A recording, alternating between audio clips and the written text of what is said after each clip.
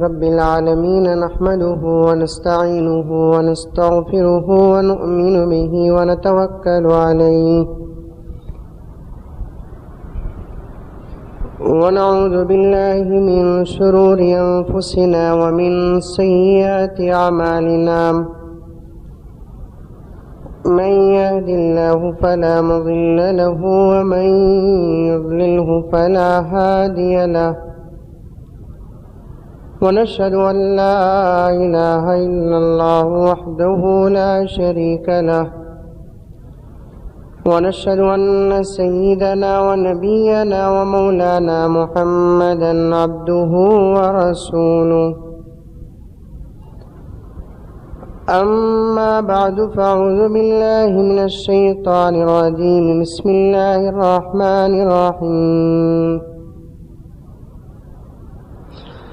إن الله عنده علم الساعة وينزل الغيث ويعلم ما في الأرحام وما تدري نفس ماذا تكسب غدا وما تدري نفس بأي أرض تموت إن الله عليم خبير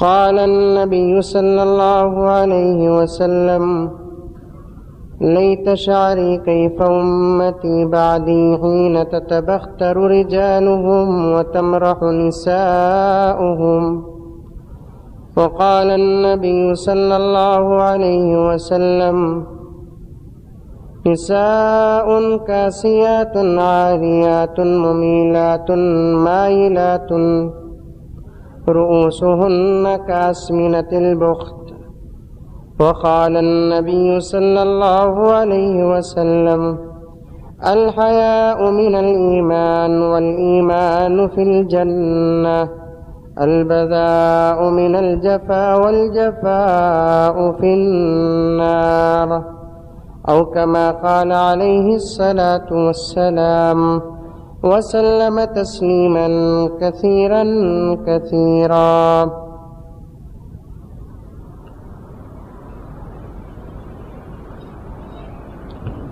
معزز سامعین کرام، بزرگان دین، نوجوانان ملت،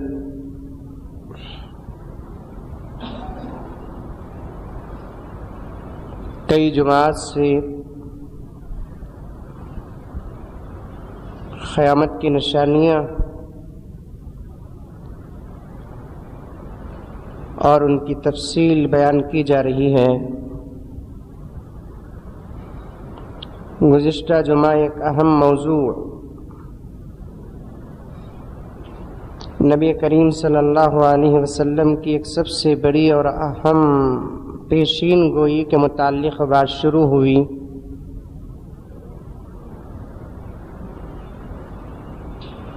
اللہ کے رسول صلی اللہ علیہ وسلم نے ارشاد فرمایا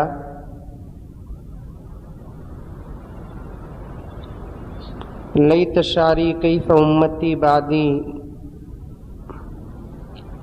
کاش کہ میں اس وقت زندہ ہوتا جب میری امت کی یہ حالت ہوتی۔ حین تتبختر رجالهم وتمرح نساؤهم، اس دور اور اس حالت میں مسلمانوں کا یہ حال ہوگا کہ مسلمانوں کے مرد فقر اور تکبر اور غرور کے ساتھ چلنے لگیں گے اور عورتیں بے حیا بن جائیں گی۔ عزیزان گرامی، نوجوانان ملت، نبی کریم صلی اللہ علیہ وسلم قیامت کے نشانیوں کے متعلق بے شمار باتیں اور پیشین گوئیاں فرمائی ہیں۔ سب سے بڑی اور سب سے اہم جو پیشین گوئی آج سے 1400 سال پہلے نبی کریم صلی اللہ علیہ وسلم نے بیان فرمائی، وہ ہے عورتوں کا بے حیا ہونا۔ اسی کے ضمن میں نے گزشتہ جمعہ ایک حدیث بھی بیان فرمائی، نساء کاسیات عاریات ممیلات مائلات قیامت کے قریب ایسی عورتیں پیدا ہو جائیں گی جو کپڑے پہن کر بھی ننگی ہوں گی. ممیلات مائلات، یہ دو لفظ ہیں جس کا ترجمہ یہ ہے کہ ایک تو یہ مطلب کہ اپنے آپ کو دوسروں کو دیکھنے کا موقع دے گی اور دوسروں کو دیکھتی رہے گی. تقریباً باتیں اور یہ نبی کریم صلی اللہ علیہ وسلم کے ارشاد، اسے سمجھنے میں کوئی تکلیف اور دشواری بھی نہیں ہوگی.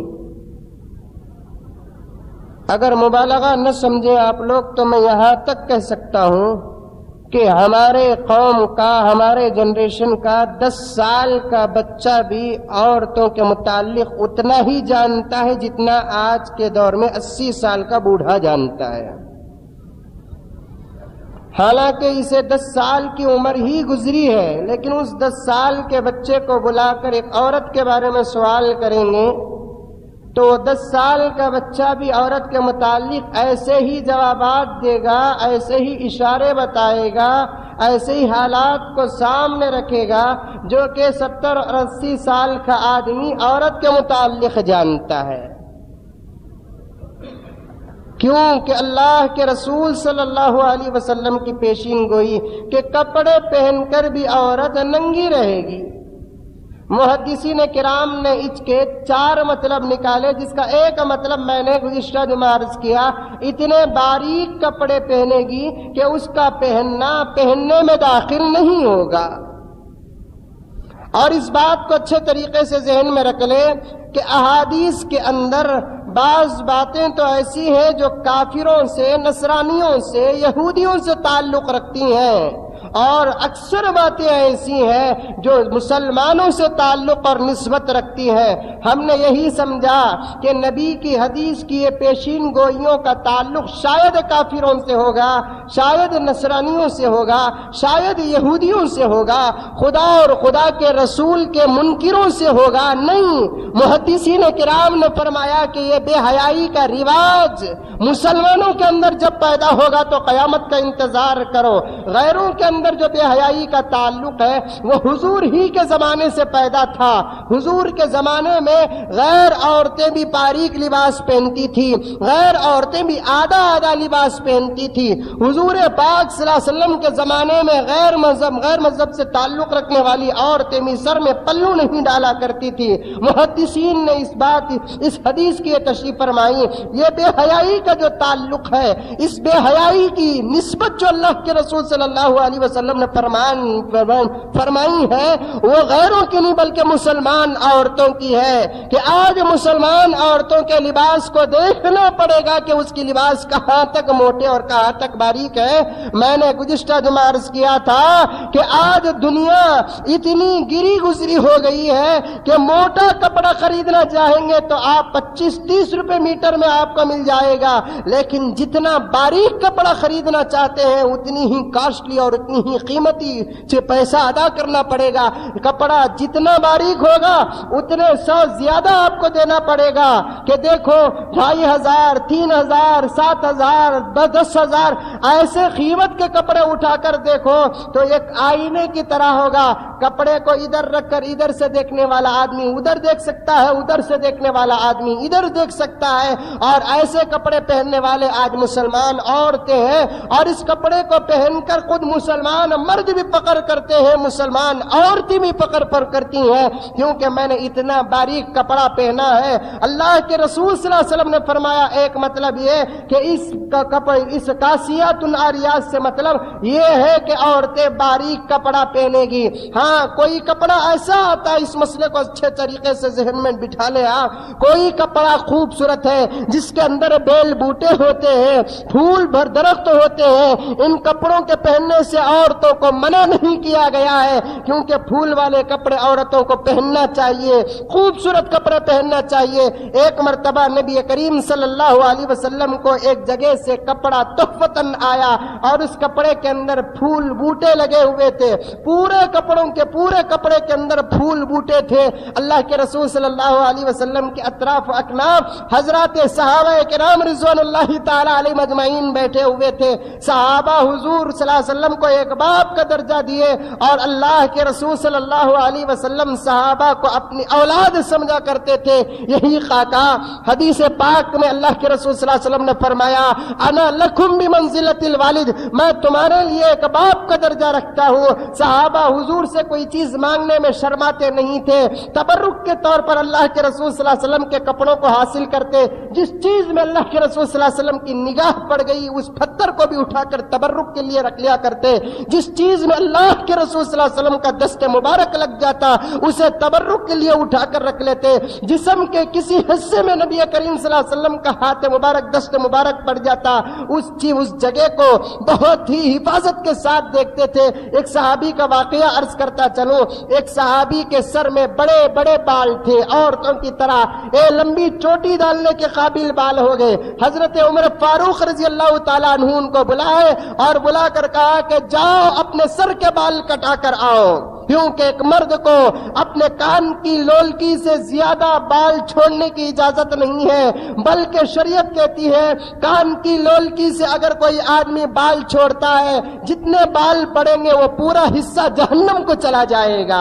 آج نوجوان سروں میں چوٹیوں کے مانند بال چھوڑ رہا ہے، چوٹیاں بھی ڈال رہا ہے، لبر بھی ڈال رہا ہے، غلط قسم کے فیشن اپنا رہا ہے۔ حضرت علی رضی اللہ تعالی عنہ ارشاد فرماتے ہیں ایک نوجوان کو اس زمانے میں بال کے چھوڑنے سے بال کا کٹانا بہتر ہے۔ حضرت علی کا دور 14ویں صدی کا دور نہیں تھا، حضرت علی کا دور 2005 کا دور نہیں تھا، حضرت علی کا دور تو نبی کے زمانے سے لگا ہوا دور تھا۔ نبی کی سند اس زمانے کے لیے تھی، نبی کی سرٹیفکیٹ اس زمانے کے لیے تھی، نبی کی گارنٹی اس زمانے کے لیے تھی، نبی کا ثبوت اس زمانے کے لیے تھا۔ لیکن اس کے باوجود حضرت علی فرماتے ہیں ہمارے دور میں نوجوانوں کو سروں میں بال رکھنے کے بجائے بالوں کا کٹانا مناسب ہے۔ حضرت علی اس زمانے میں فرما رہے ہیں نوجوان اگر جائز ہوتا تو میں کہتا تیرے سر کے بال کیا منڈائے، تیرے سر کا چمڑا تیرے آج کے دور میں منانا ضروری ہوتا۔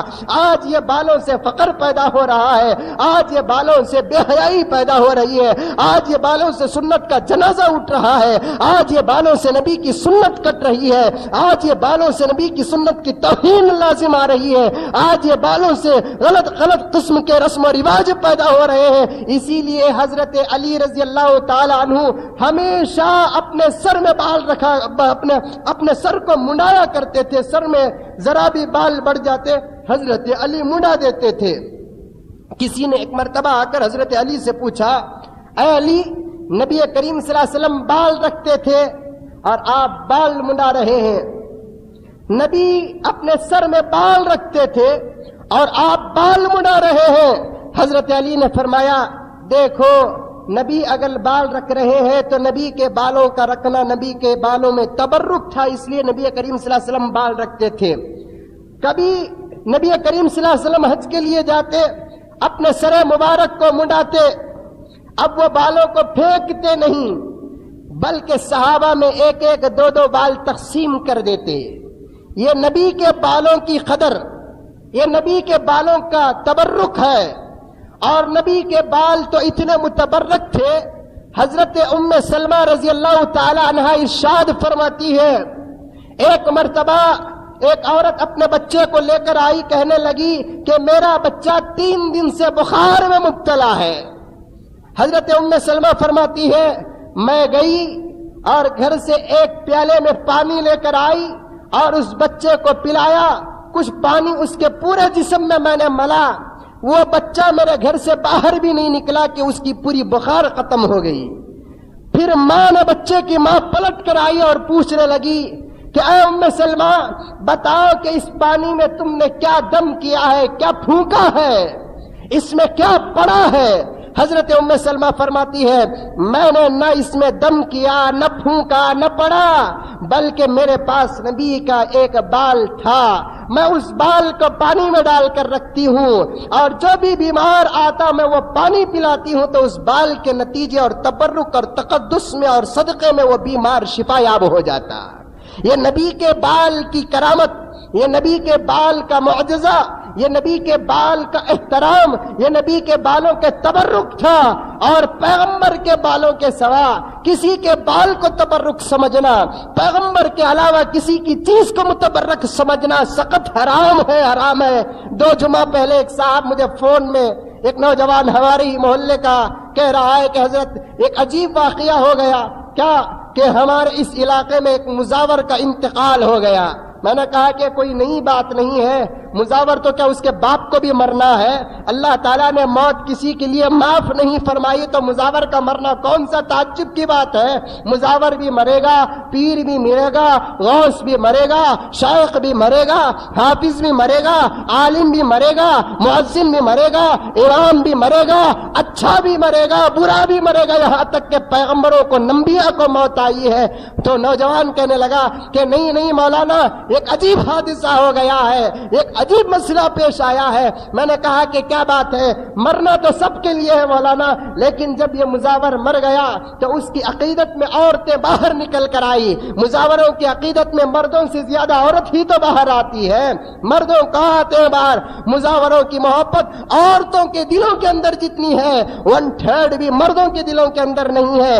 اور یہ مزاور آج کے دور میں سب سے بڑا زانی ہوتا ہے، سب سے بڑا حرامی ہوتا ہے، سب سے بڑا لچا اور لفنگا ہوتا ہے، جو عورتوں کو اللہ والوں کے ملالوں کے سامنے بیٹھ کر مورچھل رکھ کر عورتوں کو سجدہ کرانے والا، جس کو تم لوگوں نے مزاور کہا ہے۔ مزاور وہ نہیں، مجاور کہتے ہیں۔ ہم لوگ اردو کو بھی غلط کر دیا، مزاور جو بولتے ہیں نا، اصل میں مزاور نہیں، وہ مجاور۔ مجاور کا معنی کیا؟ ساتھ رہنے والا، ساتھ دینے والا، ہمیشہ صحبت میں رہنے والا۔ اب یہ ولی ہی کے مزار کے پاس رہتا ہے، اس لیے اس کو مجاور کہتے ہیں۔ اس زمانے میں مجاور، شیخ عبد القادر جیلانی کے زمانے میں مجاور کسے کہتے ہیں؟ جو زیادہ وقت مسجد میں گزارتا اسے مجاور کہتے تھے۔ اللہ والوں کے دور میں مجاور کسے کہتے تھے؟ مزاور کسے کہتے تھے؟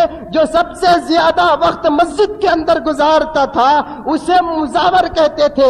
آج پوری زندگی حرام کاری میں مبتلا ہو کر، حرام کاری میں صرف کر کر عیش کرنے کا جب وقت آتا ہے، ہوٹل کے دروازے جب ایسے مزاور کے لیے بند ہو گئے، پارکوں کے گیٹ جب ایسے مزاور کے لیے بند ہو گئے، کوئی جوان لڑکی اسے قبول کرنے کے لیے تیار نہیں ہے، تو ایسا مزاور درگاہ کے پاس آ کر بیٹھ جاتا ہے۔ جو زیادہ وقت درگاہ میں لگاتا ہے اسے مزاور کہتے ہیں، حالانکہ اسے مزاور نہیں بلکہ چور کہا جائے گا، اسے حرامی کہا جائے گا، اسے ایمان فروش کہا جائے گا، اسے دین کی تجارت کرنے والا کہا جائے گا، اسے عورتوں کی عزت لوٹنے والا، عصمت دری کرنے والا کہا جائے گا۔ مزاور اسے نہیں کہتے۔ اٹھا کر دیکھو بڑی بڑی کتابوں کے اندر حضرت عبداللہ ابن مبارک کو مجاور کا نام دیا گیا، کیونکہ مہینے مہینے گزر جاتے لیکن مسجد سے باہر نکلنے کے لیے تیار نہیں تھے، اسی لیے ان کو جار اللہ کہا گیا، مجاور کہا گیا۔ اور آج کے زمانے میں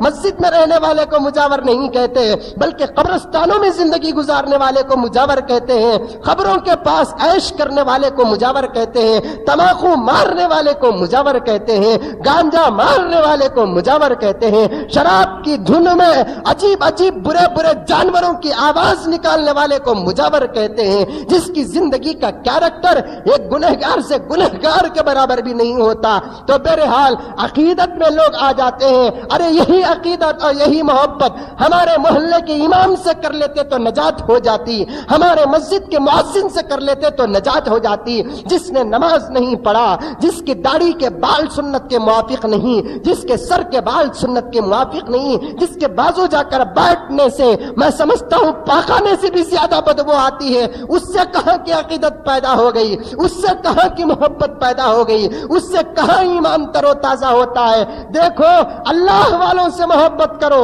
اللہ والوں کو محبت کی نگاہوں سے دیکھو، کیونکہ اللہ والوں سے محبت کی نگاہ اگر کوئی دیکھتا ہے اللہ تعالیٰ اس نگاہ کے صدقے میں مغفرت فرما دیتے ہیں۔ ایک مرتبہ حضرت بایزید بسطامی رحمت اللہ علیہ کے دور میں ایک گنہگار کا انتقال ہوا، جب اسے جا کر دفنائے، رات آئی تو ایک صاحب اس کو خواب میں دیکھتے ہیں، گنہگار ہے، گنہگاروں کا حشر اللہ تعالیٰ بہت برا فرماتے ہیں، لیکن ایک ساتھی اس کے خواب میں دیکھا اور پوچھا کہ آپ کے ساتھ اللہ تعالیٰ نے کیا معاملہ کیا؟ تو خواب دیکھنے والے کو مرنے والے نے بتایا کہ اللہ تعالیٰ نے میرے پورے گناہوں کو پکڑ لیا، میں خود ان گناہوں کو بھول گیا، وہ تمام گناہ اللہ تعالیٰ میرے سامنے پیش کر دیے، میں پسینے میں ڈوب گیا، میں سمجھ گیا کہ آج میرے چھٹکارے کا کوئی راستہ نہیں ہے، میرے بچنے کی کوئی سبیل نہیں ہے اور میں جہنمی ہو گیا ہوں۔ تو اس وقت اللہ تعالیٰ کی رحمت جوش میں آتی ہے اور اللہ تعالیٰ فرماتے ہیں فرشتوں کو پکار کر اسے بہترین پانی میں غسل کرا کر جنتی لباس پہنا کر جنت کے اندر داخل کرو۔ میں بھی پریشان، فرشتے بھی پریشان، آخر میں ڈرتے ڈرتے پوچھا، اے باری تعالیٰ، آخر یہ کون سی نیکی کا صدقہ ہے کہ جنت کے پانی سے مجھے نہلا کر جنتی لباس پہنا کر جنت میں داخل کیا جا رہا ہے؟ اللہ فرماتے ہیں کہ اے میرے بندے، تیرے گناہ تیری نیکیوں پر غالب آ گئے، تیرے گناہ زیادہ ہو گئے، تیری نیکیاں کچھ بھی نہیں تھی، لیکن ایک نیکی تیری ایسی ہے کہ جس نیکی کو میں نے سامنے کر تیری مغفرت کر دی۔ وہ نیکی کون سی تھی؟ وہ نیکی یہ تھی، اللہ تعالیٰ نے فرمایا ایک مرتبہ تیرے سامنے سے بایزید بسطامی کا گزر ہوا، اپنے وقت کے بستان کے سب سے بڑے ولی، اپنے بستان شہر کے سب سے بڑے پیر، بستان شہر کے سب سے بڑے شیخ، بستان شہر کے سب سے بڑے تہجد، بستان شہر کے سب سے بڑے مجاور جب گزرتے ہیں تو محبت کی نگاہ جب بستانی کو دیکھا تو میں نے اس نگاہ کے صدقے میں تیری مغفرت کر دی۔ ایک اللہ والوں کو دیکھو، تمہاری مغفرت کا سبب بنے گا۔ اگر تم حرامیوں کو دیکھو گے، زانیوں کو دیکھو گے، لٹیروں کو دیکھو گے، عزتیں لوٹنے والوں کو دیکھو گے، خدا نہ خواستہ اللہ تعالیٰ پکڑنے پر آ گئے تو اس نگاہ کے بدلے میں جہنم پہنچا دیں گے۔ تمہاری نمازوں کو نہیں دیکھیں گے، تمہارے روزے اور صدقے خیرات کو نہیں دیکھیں گے۔ دیکھنا بھی ہو، حضرت ذوالفقار صاحب نقشبندی رحمت اللہ علیہ اپنی کتاب میں لکھتے ہیں، یہ نگاہ کو یا تو خدا کے گھر کے لیے استعمال کرو، یا خدا کے گھر والوں کے لیے استعمال کرو، یا اللہ کے کلام کے لیے استعمال کرو، ان تین چیزوں کے علاوہ کسی اور کے لیے استعمال نہ کرو۔ اگر دیکھنا ہے بیت اللہ کو دیکھو، اگر دیکھنا ہے قرآن کلام اللہ کو دیکھو، اگر دیکھنا ہے اہل اللہ کو دیکھو، اللہ والوں کو دیکھو، تب تمہارے دیکھنے میں مزہ آئے گا، آنکھوں کے اندر مٹھاس آئے گی، دیکھنے میں ٹیسٹ آئے گا۔ ہم ان تین چیزوں کو دیکھنا چھوڑ دیے، ہمارے آنکھوں کا ٹیسٹ ختم ہو گیا، ہمارے آنکھوں کا مٹھاس ختم ہو گیا، ہمارے آنکھوں کا مزہ ختم ہو گیا۔ تو بہرحال عزیزان گرامی، نوجوانان ملت، ایک نوجوان فون کر کے کہتا ہے حضرت والا ہمارے اس علاقے میں ایک مزاور کا انتقال ہو گیا۔ میں نے کہا کہ کوئی تعجب بات نہیں، خدا کا شکر ادا کرو کیونکہ اللہ تعالیٰ ایک ایک کر کر مزاوروں کو اٹھا رہا ہے۔ نہیں حضرت، اس سے بھی بڑی بات آ رہی ہے میرے سامنے۔ کیا ہے؟ تو کہتا ہے جب اسے غسل دیے ہیں،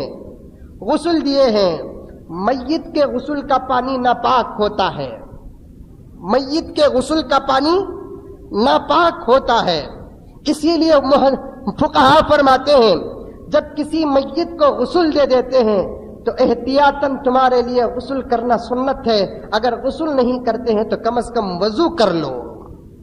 نہیں معلوم کہ اس غسل کا پانی اور اس کے قطرے کہیں تمہارے جسم اور کپڑے میں نہیں پڑ گئے ہو، اس لیے جب کسی میت کو غسل دینا ہے، اسے غسل دینے کے بعد سنت تو یہ ہے کہ تم خود کیا کر لو، غسل کر لو۔ اگر غسل کر کر جانے تک نماز جنازہ فوت ہونے کا امکان ہے، نماز جنازہ فوت ہو جانے کا، نماز جنازہ ہو جانے کا ڈر ہے، تو اس صورت میں تم کیا کرو؟ وضو کر لو. غسل دینے والے غسالوں کے لیے. ہم غسل ہی نہیں دیتے, ہمیں خود غسل نہیں کرتے, نہ غسل کا بھی دیں گے. ہمیں خود غسل برابر کرنا نہیں آتا تو کہاں میتوں کو جا کر غسل دیں گے, کہاں میتوں کو نہلائیں گے. میں نے بارہا کہہ دیا کہ اتنی تو کیپیسٹی اور اتنی تو طاقت اور ماں باپ کے لیے سب سے بڑا حق ادا کرنے کا طریقہ یہ ہے کہ باپ مر جائے تو اس کا بیٹا اسے غسل دے. یہی سب سے بہترین تحفہ ایک اولاد کے لیے باپ کا ہے.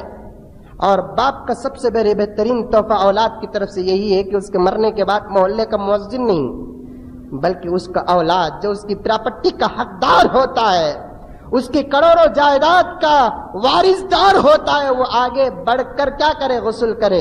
فقہا فرماتے ہیں اپنی زندگی میں کم از کم 2.5 میت کو تو غسل دو. کتنے؟ 2.5. 2 تو معلوم ہو گئے, لیکن آدھا کیا؟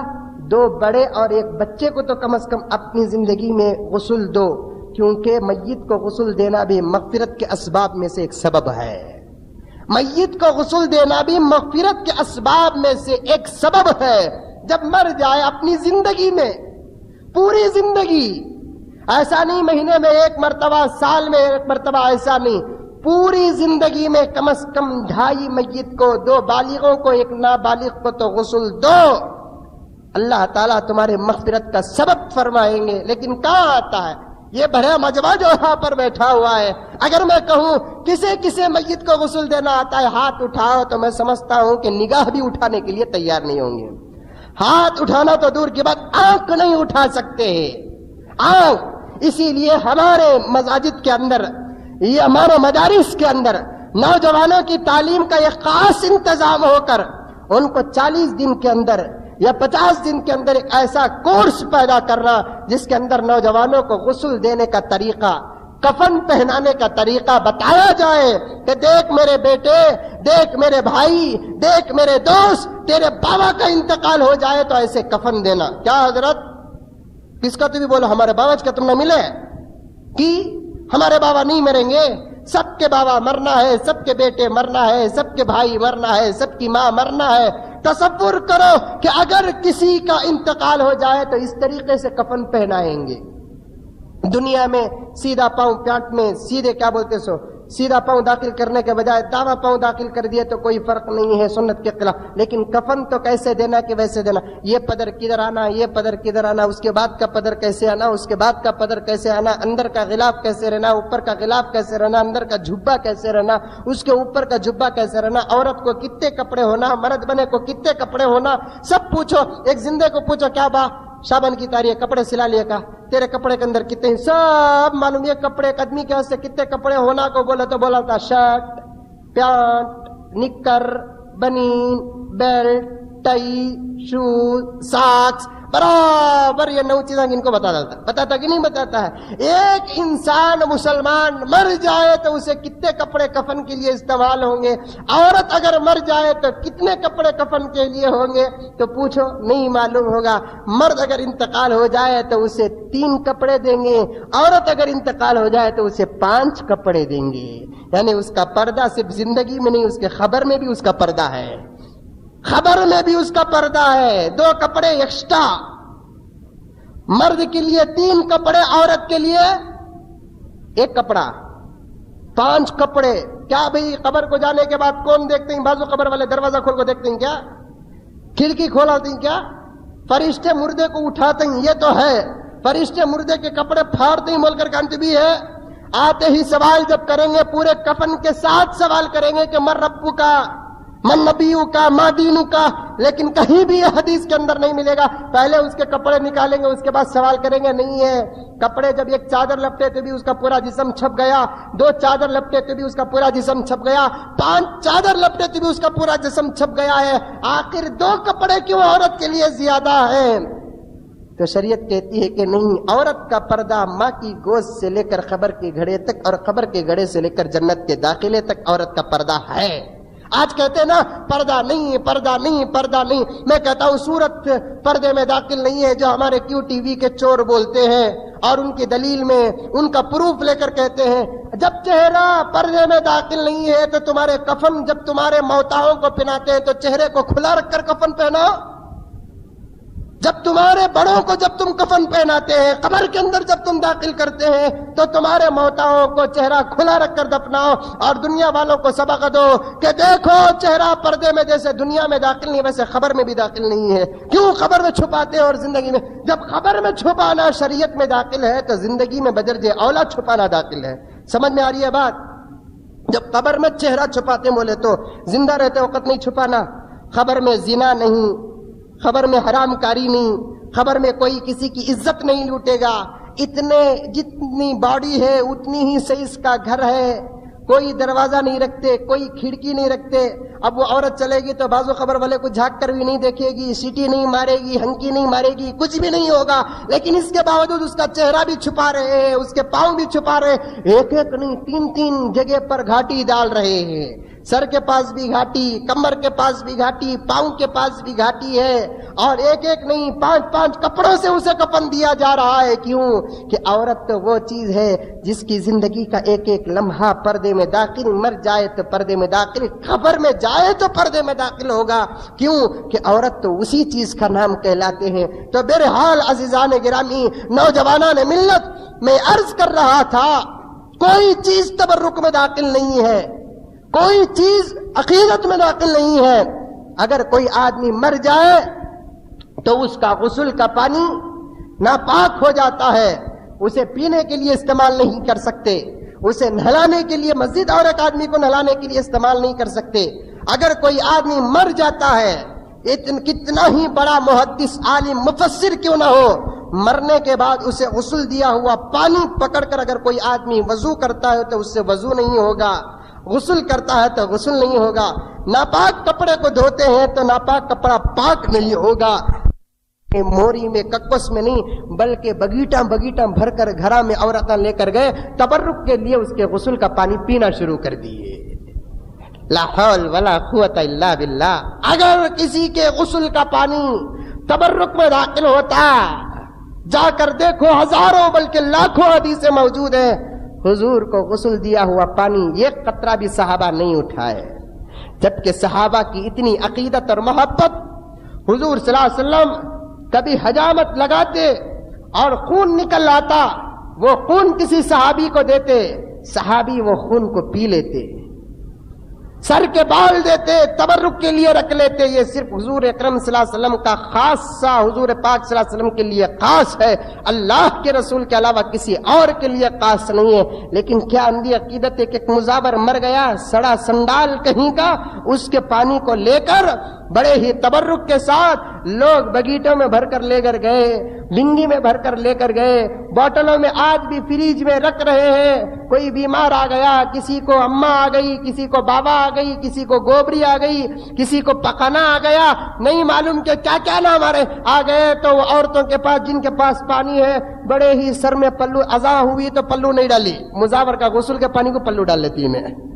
ازا ہوئی تو پلو نہیں ڈالی، امام صاحب گزر رہے تو پلو نہیں ڈالی، مؤذن صاحب آ رہے تو پلو نہیں ڈالی. سب سے بڑی بات کہ خود کا شوہر آ رہا ہے تو پلو نہیں ڈالی ہے، بابا آ رہا ہے تو پلو نہیں ڈال رہی ہے، قرآن پر نظر پڑی تو گھر میں پلو نہیں ڈال رہی ہے، پانی پی رہی ہے، سنت کے موافق پینا ہے، بسم اللہ بول کر پینا ہے، 3 مرتبہ 3 گھونٹ میں پینا ہے، سر میں پلو رکھ کر یا سر میں ٹوپی پہن کر پینا ہے. اے تمام طریقے گئے.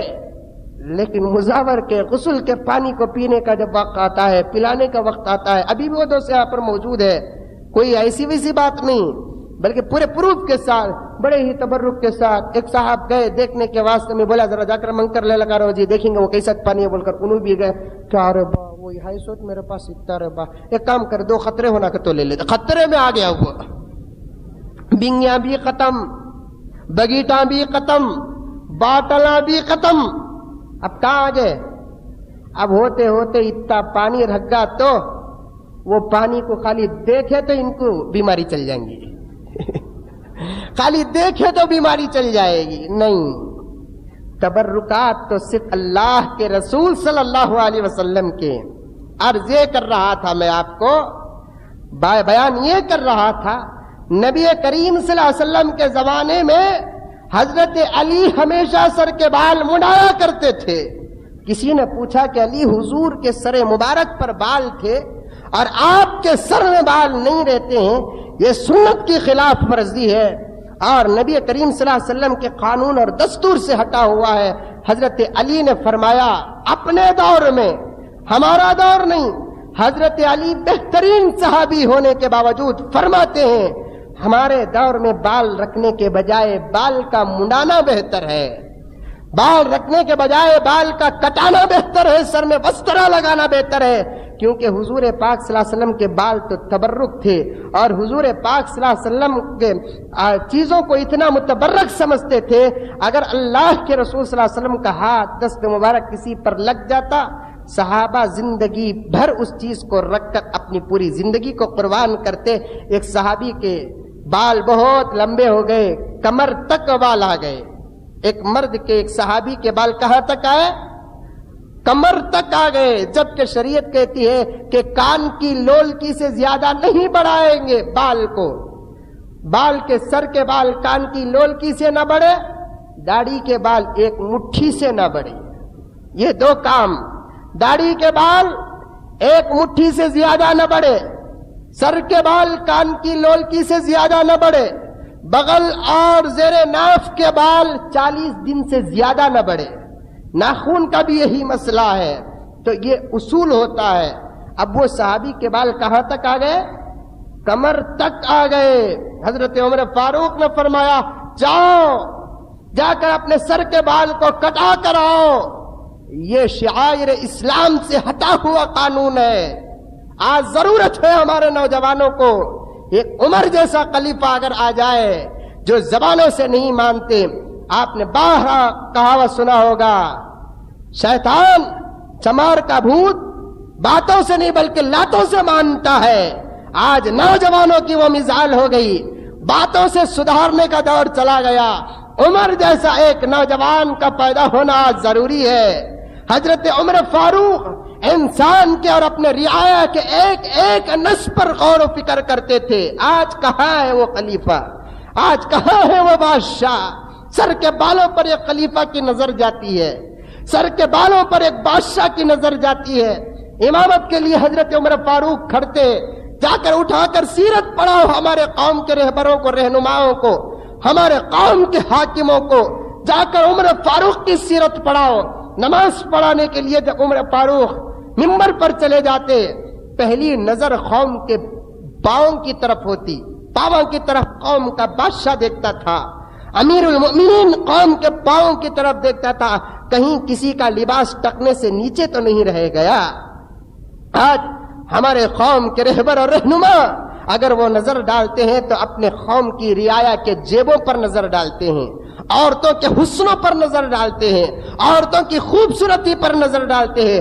ایسے قوم کے رہبر اور رہنما جب تک رہیں گے، خدا کی قسم کھا کر کہتا ہوں کہ محلے اور معاشرے میں کبھی تبدیلی نہیں آئے گی، ماحول کے اندر کبھی سدھار نہیں آئے گا. یہی تو عرض کر رہا تھا 3-4 جمعہ پہلے جبکہ 15 اگست آیا تھا، قوم کے مسلم وزراء ہندوستان کا پرچم لہرانے کے بعد قوم کو سبق دیتے ہیں، قوم کو نصیحت کرتے ہیں. نصیحت نمازوں کی نہیں کرتے، نصیحت داڑیوں کی نہیں کرتے، نصیحت اتحاد اور اتفاق کی نہیں کرتے، نصیحت شرم اور حیا کی نہیں کرتے، نصیحت مسجدوں کو آباد کرنے کی نہیں کرتے. نصیحت اگر کرتے ہیں کالجوں کو اپنانے کی نصیحت کرتے ہیں، دکانوں کو اپنانے کی نصیحت کرتے ہیں، نوجوانوں کو غلط راستے پر لانے کی نصیحت کرتے ہیں. ایک مسلم وزیر جو سارے بنگلور کے اندر کیا بلکہ کرناٹک کے اندر اپنے نام کو بڑھانے کے لیے سب کچھ قربان کر دیا، ایک جھنڈا لہرانے کے بعد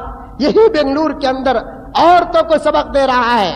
شاید عورتوں سے اس وزیر کا زیادہ تعلق ہوگا، اور ہمارے قوم میں جتنے بھی وزیر ہوتے ہیں اکثر ان لوگوں کا تعلق عورتوں سے ہوتا ہے. ارے وہ سمجھتے ہیں یہ میری بہن ہے، یہ میری ماں ہے.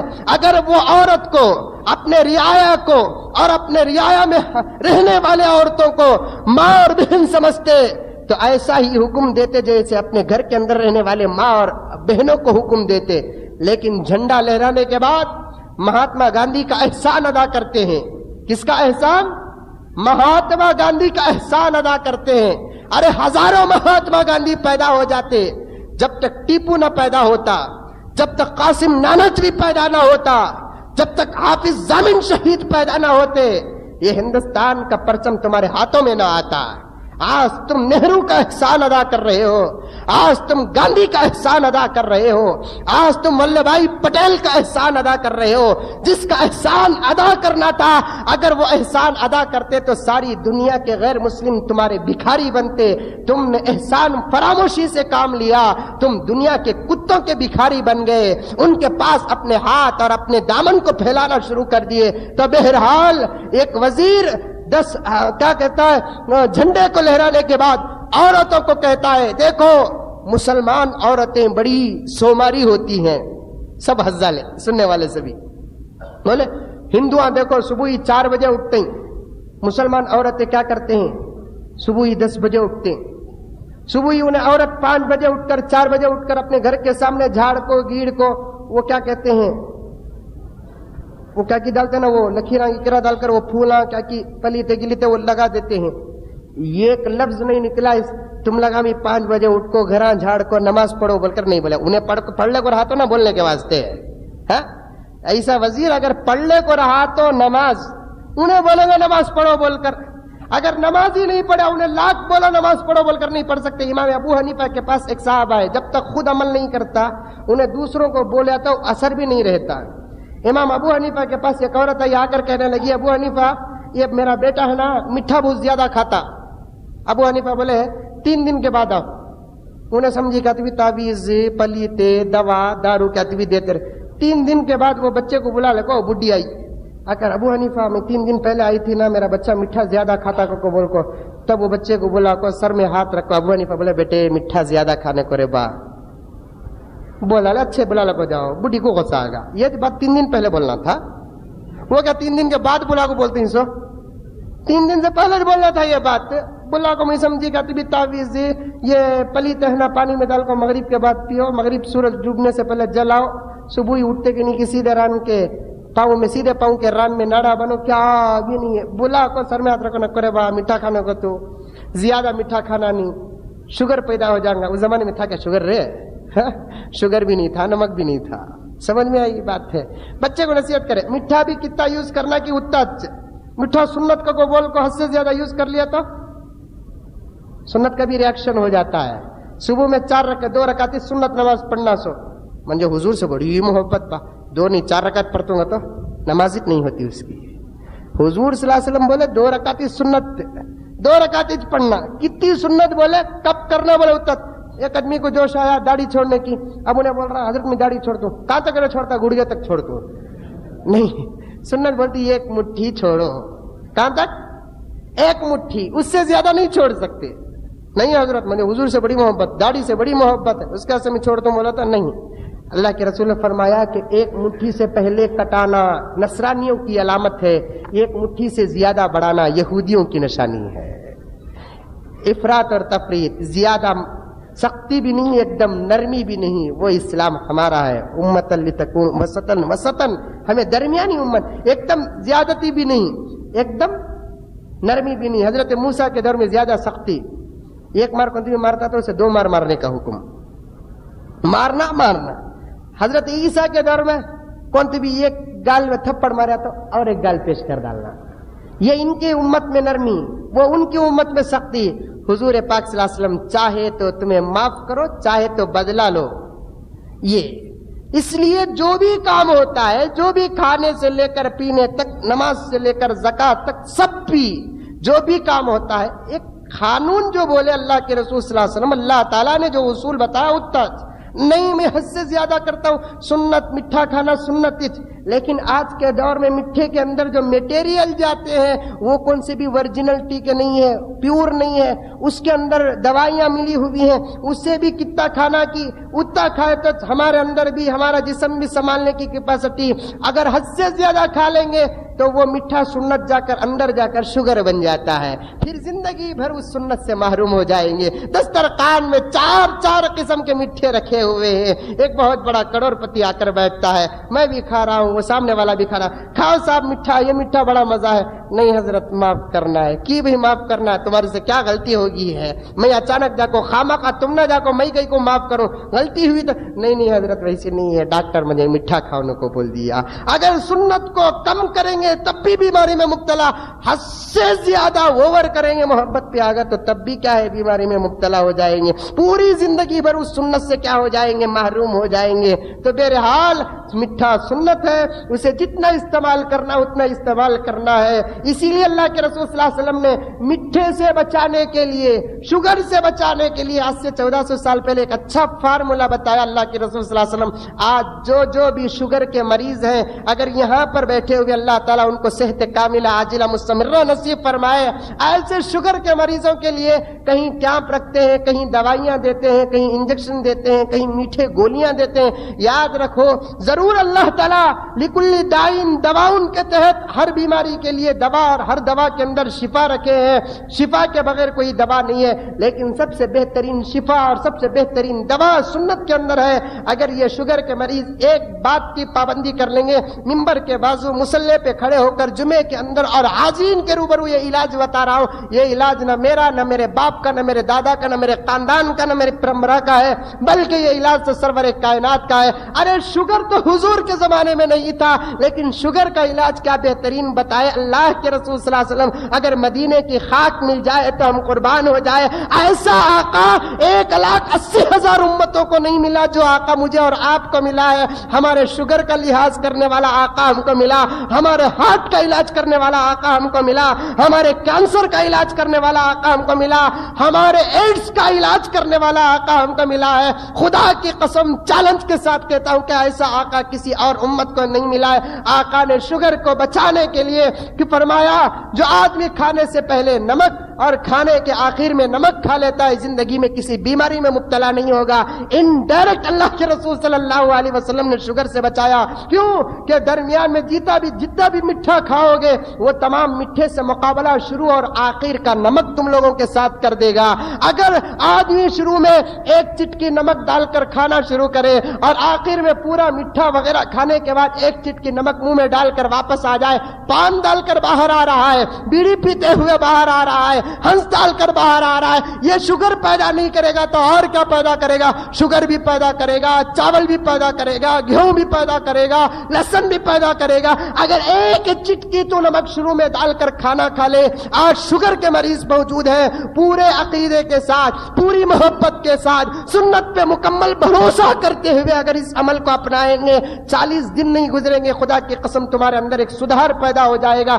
سنت سے بہترین علاج کہاں ہوگا اور نبی سے بڑے ڈاکٹر اور کون ملیں گے؟ آقا نے انڈائریکٹ پوری امت کے شوگر کو بچانے کے لیے فرمایا شروع میں ایک چٹکی نمک اور آخر میں ایک چٹکی نمک اگر کوئی آدمی کھا لیتا ہے اسے دنیا کی کسی بھی قسم کی بیماری نہیں آئے گی۔ میں یہ بات پہلے بھی آپ حضرات کے سامنے عرض کیا تھا، تو بہرحال عزیزان گرامی، نوجوانان ملت، عرض یہ کر رہا تھا عورت نماز پڑھیں گے تو نماز پڑھنے کا اثر ہوگا، اگر پہلے ہی عمل نہیں کر رہے ہیں بعد میں اگر عمل کرنے کا حکم دیں گے تو پھر کیا فائدہ ہے؟ حضرت امام ابو حنیفہ کے پاس وہ عورت بچہ لے کر آئی، کہنے لگی کہ حضرت یہ بچہ میٹھا زیادہ کھاتا ہے۔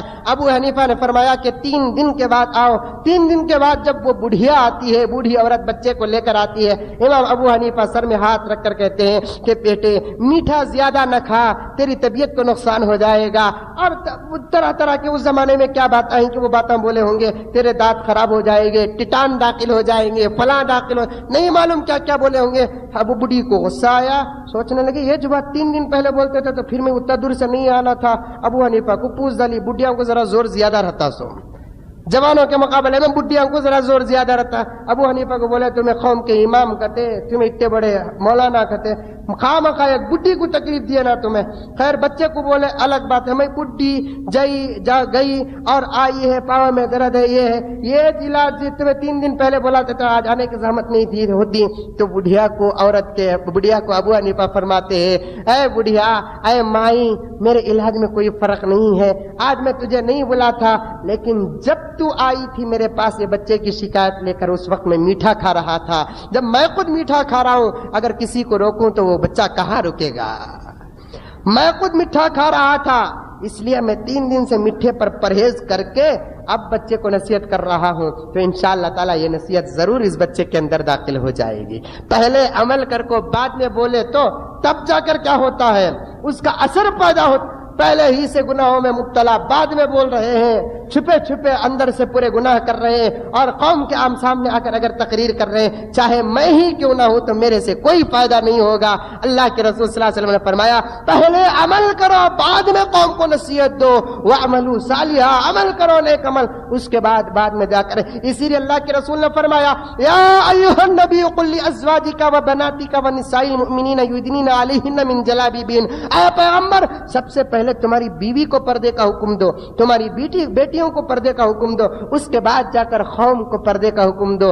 اگر تمہاری بیٹیاں اور تمہاری بیویاں نعوذ باللہ من ذالک پردے کے بغیر باہر نکل جائے اور تم قوم کی امت کی عورتوں کو پردے کا حکم دو گے تو یہ تمہاری زبان سے کوئی اثر نہیں رکھے گا. ارے پیغمبر کی زبان سے اثر کیوں نہ رکھے گا؟ آپ کے ہاتھوں کے اشارے میں یہ اثر ہے, آپ کی نگاہوں میں اثر ہے, تو کیا آپ صلی اللہ علیہ وسلم کے زبان میں اثر نہیں ہوگا؟ ضرور آپ کے زبان میں اثر ہوگا. لیکن اللہ تعالیٰ نے ایک اصول بتایا دوسروں کو نصیحت کرنے کے لیے کہ بھائی دیکھو پہلے تم اپنے اندر عمل کرو, بعد میں جا کر دوسروں کو نصیحت کرو. تمہارے اندر اگر عمل نہیں ہے اور تم دوسروں کو نصیحت کر رہے ہو, وہ نصیحت میں انشاءاللہ تعالیٰ عمل کرے گی, لیکن تمہاری زبان کی وجہ سے عمل نہیں کر سکے گی, تمہاری زبان اس کے اندر اثر پیدا نہیں کر سکے گی. تو بہرحال عزیزان گرامی, وہ ایک صاحب جو جھنڈا لے راتے ہیں وہ کہتے ہیں کہ قوم کی عورتیں کیا ہو گئیں, سوماری ہو گئیں. اس لیے دیکھو غیر مسلمہ صبح کو اٹھ کر آتے ہیں, گھر کے سامنے کیا کیا کی رکھتے ہیں, جھاڑتے ہیں. تم لگا 10 بجے اٹھ کر آتے ہیں, وہ لگا صبح ہی ناشتہ پکا ڈال کو آفس کو چل جاتے ہیں, تمہیں نوشوں کو بغیر ناشتے کے آفس کو بھیجتے ہیں. فلاں باتیں بولنے کے بعد بول رہے ہیں تم لگا بھی جا کر آفس میں کام کرو. ایک قوم کا رہبر ایک عورت, مسلمان عورت کو سبق دے رہا ہے, 15 اگست کا تحفہ دے رہا ہے. کیا تم لگا بھی جا کر آفسوں کے اندر, دکانوں کے اندر کام کرو. بتاؤ دوستو, میں اگر غلط کہتا ہوں تو اٹھ کر پوچھ سکتے ہیں آپ. صبح سے لے کر شام تک ایک سیلز گرلز دکان کے اندر کام کر رہی ہے, 50 نوجوان جا رہے ہیں, 50 میں تو 5 تو اس کے ساتھ دل لگی مذاق کرتے ہیں, دل لگی مذاق چھیڑ چھاڑ کرتے ہیں. ایک عورت ایک دکان کے اندر جا کر کام کرنا کہاں تک جائز ہے؟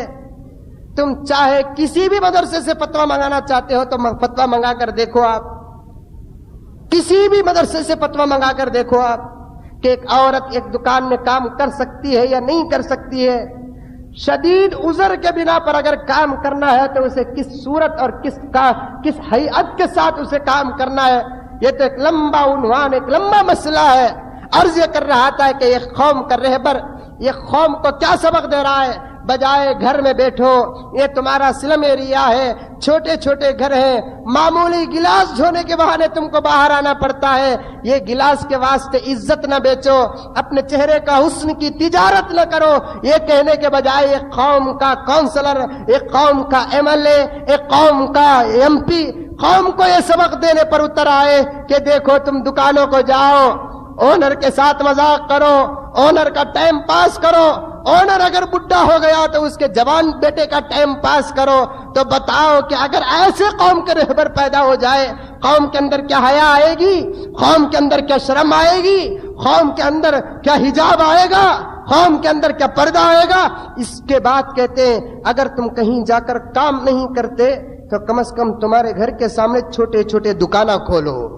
اللہ اکبر. ایک قوم کا رہبر, میں کہتا ہوں قوم کی رہبری 2 طریقے سے, ایک سیاسی طریقے سے اور ایک علماء. قوم کے 2 ہی رہبر ہوتے ہیں, ایک سیاسی لیڈر ایک رہبر ہوتا ہے, ایک عالم لیڈر ہوتا ہے. ایک گاڑی کے دو پہیے ہوتے ہیں، اگر دو پہیے برابر ہیں، دو چاک برابر ہے تو گاڑی چلے گی، اگر گاڑی کے دو چاک خراب ہو جائے تو سمجھو کہ گاڑی آگے چل نہیں سکتی۔ عالم بھی اگر خراب ہو گیا تو قوم تباہ ہو جائے گی، لیڈر بھی اگر خراب ہو گیا تو قوم تباہ ہو جائے گی۔ اس لیے ان دونوں کا بہتر ہونا، ان دونوں کا پکا ہونا، ان دونوں کا پابند ہونا ضروری ہے۔ لیکن آج افسوس کے ساتھ کہنا پڑتا ہے، یہ قوم کو یہ سبق دینے والا یہ قوم کو سبق دینے والا حاکم کہتا ہے کہ اگر تم لوگ کسی آفس میں جا کر کام نہیں کر سکتے تو کم از کم اپنے ہی گھروں کے سامنے چھوٹے چھوٹے دکان کھول لو۔ اگر مسلمان کے محلوں کے اندر وہ دکانوں کے گھروں کے سامنے دکان آ جائے، آج پورا محلہ دکان بن گیا ہے، پورا محلہ دکان بن گئے ہیں۔ جو بھی گھر بناتا نیچے دکان اوپر گھر بناتا کہ نہیں بناتا ہے؟ پیسوں کی ہرس۔ ارے اوپر گھر ایک 20 چڑی سڑ جائیں گے ہم نہ کوئی فرق نہیں پڑتا، لیکن نیچے 4 دکان بنے ہیں تو 8,000 روپے کرایہ مجھے آئے گا۔ یاد رکھ لو نوجوانوں، مقدر میں جتنا رزق ہے اتنا ہی کھائیں گے۔ تم دن میں 1 لاکھ روپے کماؤ، وہ 2 روٹیاں تمہارے پیٹ کے قابل ہیں۔ سو نہیں میں آج 1 لاکھ روپے کمایا، 50,000 روپے کا اماں کی قسم کھاؤں گا بولے تو کھا نہیں سکتا، انہیں کھا سکتا کیا؟ آج 1 لاکھ روپے میں کمایا اس لیے 50,000 روپے میں کھاؤں گا، کون بھی کھاتا؟ آج 1 لاکھ روپے کا نفع ملا، اس کا سے بہت دنوں سے ایک ہی قمیص ایک ہی پینٹ پہنتا تھا، آج 2 پینٹا 2 قمیصہ پہن لے تو کون بھی پہنے؟ اگر پہن لیا تو اسے کیا بولتے؟ دیوانہ۔ نہیں، پینٹ پہننے کو اوپر پینٹ، شرٹ پہننے کو اوپر شرٹ، کون بھی پہننے کو گیا نہیں بھی بہت دنوں سے میں ایک ہی شوز پہنے، سو آج 2 شوز 2 چپل، کتنا بھی پہن کماؤ، مقدر میں جو ہے وہی تار جسم کو لگے گا، مقدر میں جو ہے وہی کھانا رزق بن کر ہمارے سامنے آئے گا۔ بہت سارے لوگ اوپر کیا کرتے ہیں؟ گھر بنا کر نیچے دکان، اس دکان کے بالکل سامنے ایک اچھا گھرانہ ہوتا ہے، وہاں جوان لڑکیاں ہوتے ہیں، تو ان لڑکیاں باہر نکلیں گے تو سب سے پہلے دکان، اور دکان میں کیا بھی متقیاں، پرہیزگاراں، شیخاں، خطبہ، ابدالہ کام نہیں کرتے، ٹپوریاں۔ سمجھ میں آئی بات؟ بہت کم ایسے نوجوان ہوں گے جو دکان کے اندر کام کرنے والے 25% بہت کم ایسے ہوں گے جو دکان کے اندر کام کرنے کے باوجود اپنے شرم اور حیا کی مکمل حفاظت کرتے ہیں، ورنہ 75% نوجوان ایسے ہیں دکان کے اندر کام کرتے ہیں، کوئی بھی خریدنے کے لیے آیا تو خرید کر نہیں بھیجتے، بلکہ ساتھ اسے کیا کیسے خیریت کیا عافیت کا کہاں دکھتے نہیں، نہ اتنے دن کا بھی گئے تھے کیا، یہ تمام کوشچنوں کے بعد ہمیں چیز اٹھا کر دیتے۔ بتاؤ کہ یہ مال کے حریص، یہ پیسوں کے حریص جو اوپر گھر بنا کر نیچے دکان بنا کر محلوں کو بازار بنا رہے ہیں۔ ہمارے محلے دیکھو، نبی کے دور میں محلہ الگ بازار الگ رہتا تھا، لیکن آج محلہ بازار بن گیا اور بازار محلہ بن گیا، محلے اور بازار کے اندر کوئی فرق نہیں آیا۔ جو بھی گھر بنا رہا ہے پیسوں کا حریص بن کر نیچے دکان اور اوپر مکان بنا رہا ہے، اور ہر گھر کے سامنے آزو بازو دکان ہی دکان نظر آ رہے ہیں۔ عورتوں کا گزرنا، باحیا اور باشرم عورتوں کا گزرنا مشکل ہو گیا، دشوار ہو گیا ہے۔ اب نہیں معلوم 1 مرتبہ 2 مرتبہ گزرتے ہیں، تیسری مرتبہ شیطان ہی ہے، وہ کسی نہ کسی طریقے سے دونوں کی گھاٹی ضرور ڈالتا ہے، اور یہ گھاٹی ڈالنے میں گھر کا اونر اور دکان کا اونر داخل اور شامل ہے۔ انہی لوگوں کو شیطان کے بھائی کہا جاتا ہے۔ اگر وہ نیچے بھی مکان بنتا، اوپر بھی مکان بنتا، اور پورے محلے کو محلہ اور مکان اور گھر بنا دیتا تو پھر کوئی سوال ہی پیدا نہیں ہوتا، لیکن ہم نے ہمارے محلوں کو بازار بنایا، اور بازاروں کو محلہ بنایا، مسجدوں کو بازار بنایا، قبرستانوں کو بازار بنایا، قوم کے وقف اداروں کو بازار بنایا۔ جہاں دیکھو وہاں دکان ہی کی لت پڑی ہے۔ گھر بنا رہے تو نیچے دکان، مسجد بنا رہے تو نیچے دکان، قبرستان بنا رہے تو رائٹ راؤنڈ دکان، مدرسہ بنا رہے تو رائٹ راؤنڈ دکان۔ نہیں معلوم، میں کہتا ہوں ان دکانوں کی آواز اٹھانے والوں کے خبراں بھی یہ دکانوں کے اندر بندی ہے تو بہت اچھا ہوگا، کیونکہ اٹھے تو دکان، بیٹھے تو دکان۔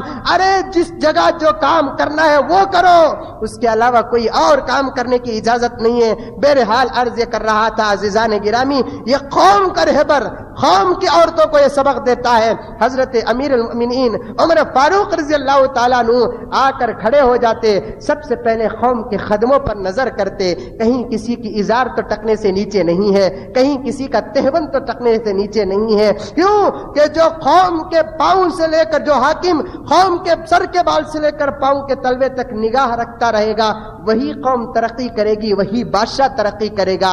अगर बजाय हाकिम कौम के सर के बाल से लेकर पांव के तलवे तक नजर करने के बजाय उनके जेबों पर, उनके हुस्न पर, उनकी इज्जत पर निगाह डालेगा, तो अजीजान गिरामी, ऐसे बादशाह से न कौम को फायदा होगा और ऐसे कौम से न बादशाह को फायदा होगा।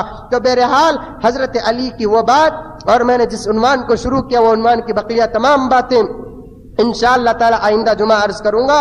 दुआ करता हूं कि अल्लाह तबारक व ताला हम तमाम को अमल करने की तौफीक व सआदत अता फरमाए, समझने का शौक अता फरमाए, समझने की तौफीक अता फरमाए, सुनने के बाद अमल करने की तौफीक व सलाहियत अता फरमाए। आखिर में हज़्ब मामूल हमारी मस्जिद के चंदे के मुतालिक आप तमाम हजरात से गुजारिश है, जैसा कि आप लोग देख रहे हैं कि मस्जिद में ऊपर तामीरी काम शुरू हो चुका है, दिनों रात काम अल्हम्दुलिल्लाह चल रहा है। बारिश की वजह से मुसल्लियों के अंदर तकलीफ आ रही है, दुश्वारी आ रही है, इसलिए आप तमाम हजरात से बिलखुसूस नौजवानों से गुजारिश करता हूं कि मस्जिद के लिए ज्यादा से ज्यादा चंदा इनायत फरमाए। अल्लाह तबारक व तआला आपके देने और मेरे दिलाने को कबूल फरमाए। आमीन। वाखिरु दावाना अनिल हम्दुलिल्लाहि रब्बिल आलमीन।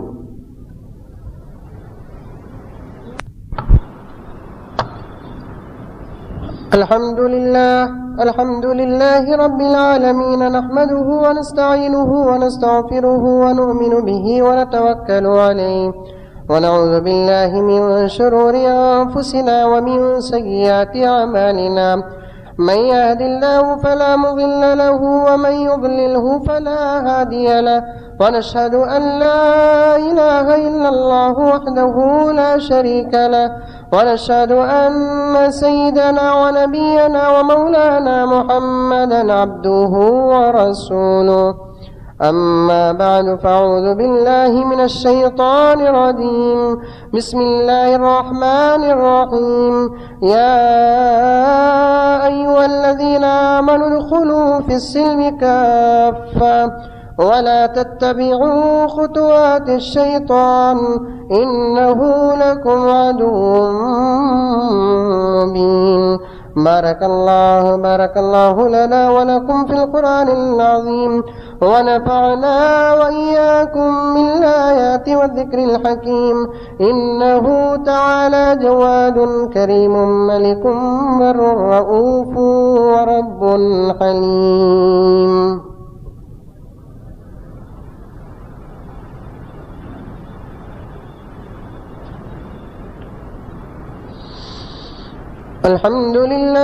अल्हम्दुलिल्लाहि रब्बिल आलमीन नहमदुहु व नस्तईनुहु व नस्तगफिरुहु व नु'मिनु बिही व नतवक्कलु अलैहि व नऊज़ु बिल्लाहि मिन शुरूरि अंफुसिना व मिन सय्यिआति अमालिना। मन यहदिल्लाहु फला मुदिल्ल लहु व मन युद्लिल्हु फला हादिय लहु व नशहदु अन ला इलाहा इल्लल्लाहु वहदहु ला शरीका लहु व नशहदु अन्न सय्यिदना व नबियना व मौलाना मुहम्मदन अब्दुहु व रसूलुहु। अरसलहु अल्लाहु तआला बिल हक़्क़ि बशीरन व नज़ीरा व दाइयन इलल्लाहि बिइज़्निहि व सिराजन मुनीरा। قال الله تبارك وتعالى في شان حبيبه صلى الله عليه وسلم: أعوذ بالله من الشيطان الرجيم. بسم الله الرحمن الرحيم. إن الله وملائكته يصلون على النبي يا